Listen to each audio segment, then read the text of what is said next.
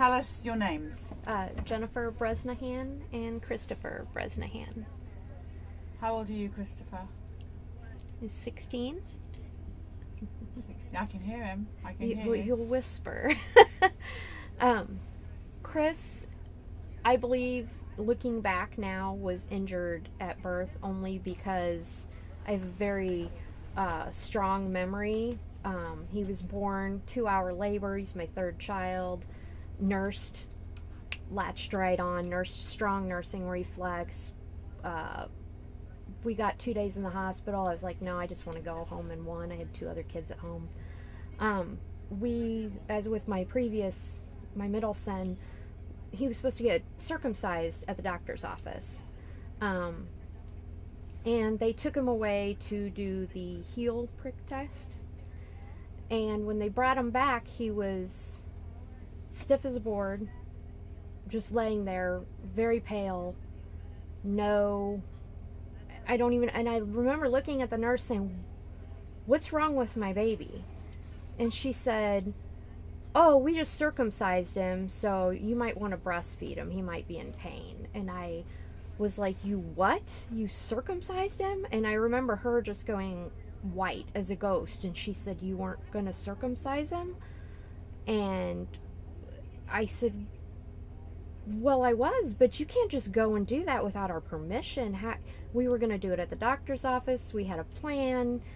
"Oh, well, the doctor was in there, and he's doing another one, so he just wrote the order and did it." So at the time, and I was like, "But what's wrong with him? Something's wrong with him." And she was acting very nervous the whole time, and she just kept saying, he's fine, he'll be fine. Why don't you just nurse him? I'm sure he'll be fine." And when I tried to nurse him, it was like, I remember saying, has he had a stroke?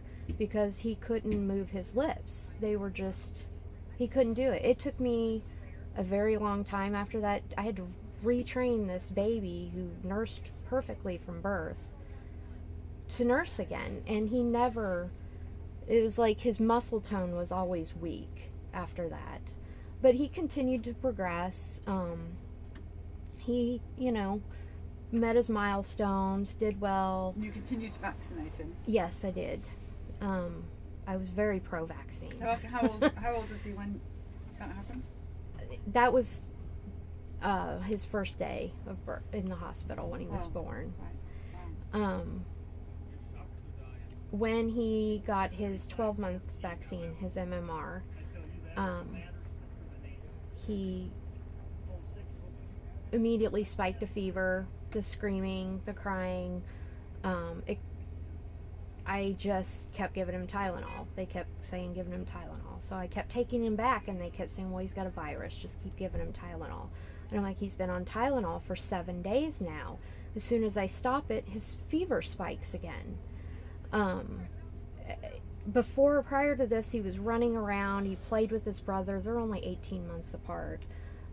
He could say kitty, ball, dada, mama, a host of other food words, played appropriate play.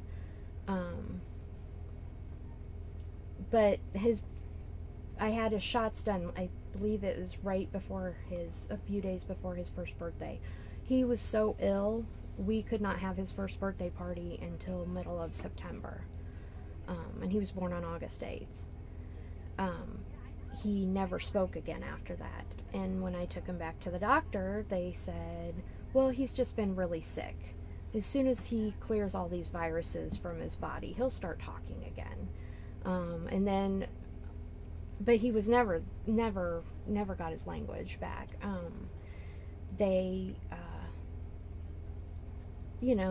The same things now I know everybody else hears, that his older siblings are talking for him. He would talk if you just wouldn't do everything for him. He still played appropriately. He still had eye contact. He still played with his brother. He just had lost all his language and was sick all the time, constant fevers.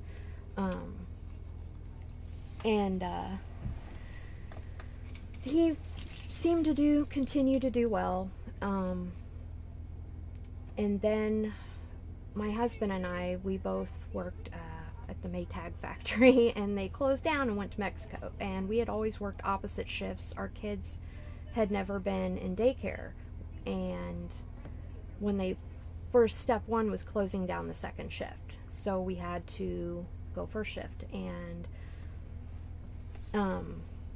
we had to get a daycare provider, and we took him over there, and he played with the other kids, did really well. And she said, okay, she goes, I was concerned because we had a child that didn't speak once, and he was so destructive. He would just dump all the toys out and scream and yell, and I caught him peeling the wallpaper off the dining room walls, and I was like, oh, Chris would never do that. He is not destructive in any way. He's so sweet.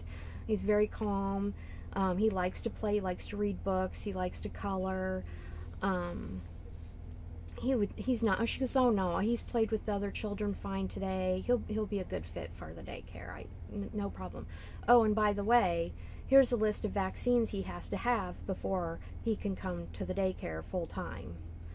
It's a state law. How old is he at this point? 3. And at this point, even though I was exceedingly pro-vaccine, my gut instinct was telling me I didn't want to do this.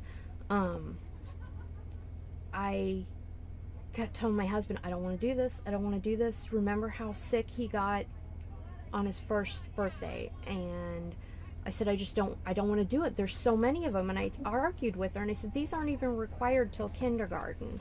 Well, yeah, that's the school system, but daycares, they're required to have it. The second MMR, the chicken pox.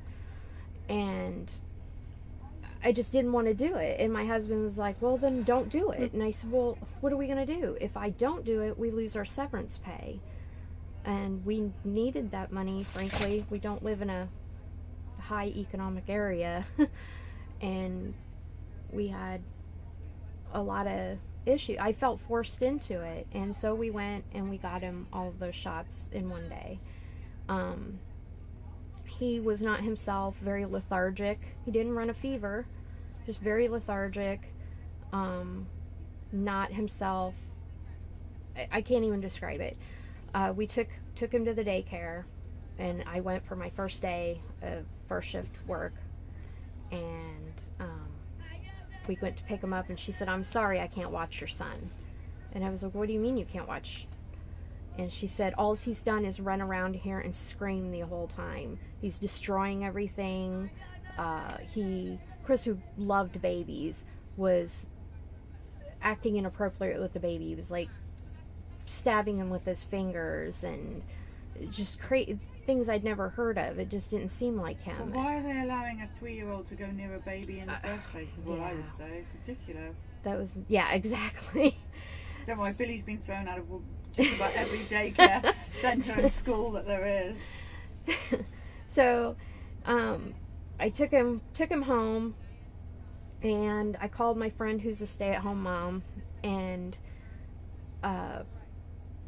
she said, well, I'll watch him, until you can find someone else. And I went to work the next day, and she called me. I'd been at work maybe a half hour, and I got an emergency phone call, and she said, and I couldn't wake him up. I mean, I could wake him up, but he was so lethargic. And I told her, I said, I couldn't get him to eat breakfast. I can't even keep his eyes open. He's just, I don't know, he's just super sleepy. And she said, I have not been able to get Chris to look at me. He's just staring straight ahead, and he has foam coming out of his mouth. She said, is this normal for him? I said, no, it's not normal for him. So I rushed home, rushed him to the doctor. They said something like, maybe his blood sugar's low. Has he eaten? They took some blood work. They said he was fine. They sent me home.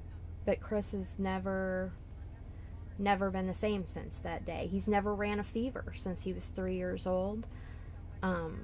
He never is sick. So, Chris, you do speak, don't you? I heard you.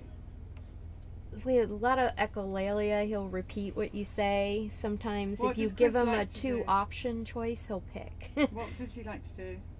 What do you like to do? You like to draw? Yeah? Oh, you like to draw. You like to watch YouTube videos? Chris, will you draw me a picture? he say no? He just repeated. He doesn't really know what this is all about, I think. You know, it's about how much we love you, Chris. That's what it's about. And it's about how sorry we are that the vaccines hurt you. And it's about we're going to fight to make sure that no one ever gets hurt again. But most of all, you need to know that we love you. That's what this is about. And a lot of people do. You like that? Yeah. See, I can hear him. Periscope, you can't hear me. He's talking under his breath. Yeah. His mouth's not moving, but I can hear you. He exhales when he talks to people. Yeah, he's a beautiful boy. You're beautiful, Chris. Okay, is there anything else you want to say? Just that, you know, I was probably the most pro-vaccine person on the face of the earth. That was my slot. It's a terrible shame.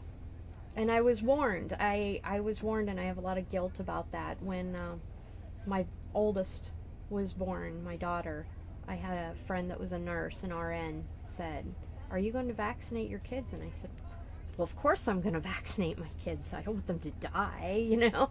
And she said, "Well, you know, you really need to do some research into it." She said her oldest, I can't remember her name right now, she said we got the DTaP, and she said by the time we got her to the car, she was screaming and she was on fire with 107-degree temperature. And we rushed her back in, and the doctor said, yes, this is clearly a vaccine reaction. She almost died. She was in intensive care for quite a while. And she has a medical exemption that she cannot get any more vaccines. And this was in probably the late 80s. Because my daughter was born in 94, and she told me that story. And I remember going home to my husband and be like, oh my gosh, Tracy is an RN and she's telling people that they shouldn't vaccinate their kids. What is wrong with her? I can't believe they let her be an RN, you know?